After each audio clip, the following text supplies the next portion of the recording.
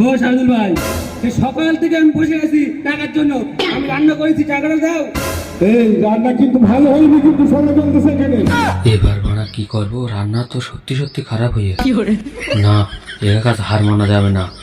ভালো হয়নি মানে ভালো হোক আর না হোক, আমার ও কথা ছিল না। রান্না করে দেওয়া হয়েছিল, বলেছিলে যে রান্না করে দেওয়া, পয়সা নেওয়া।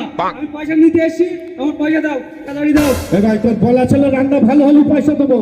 এখন কিন্তু লোক বলছে কিন্তু রান্না ভালো হয়নি।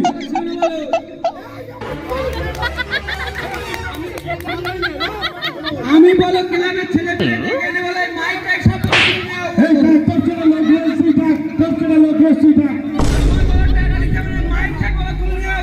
তোর ছেলে বলছি ডাক, ওটা হাড়ি দিয়ে সবার নিয়ে চলে যাবো।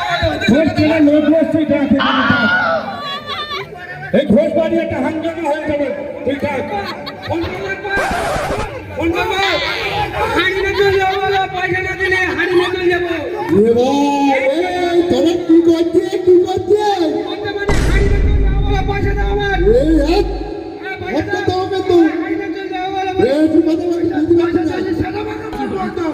এই আমি কি বলছি সব বুঝতে পারছিস তো? তুলে ফোন করবো, গুলি করে আমি তো পয়সা দেবো। হ্যাঁ? এইরকম বলছি আমি খাইবো না বলে।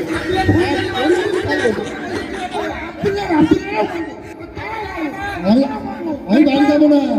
ফোন করবো দেখবা। আরে ভাই, আমার বড় মাথা গরম হয়ে যাচ্ছে বলে আমার গায়ে বল থাকে না বলো। আমার গায়ে বল থাকে না বলো, বেশি মাথা গরম হয়ে গেছে। আমার মাথায় বল থাকে না বলে গায়ে গরম। বুঝতে পারছি না বলো, কি করবো বুঝতে পারছি না বলো। ওরে বাড়া, আস্তে আস্তে তো লোক জমে যাচ্ছে। আমার বাড়া টাকার দরকার নেই, আমি এক্ষেত্রে বাড়া পালাই।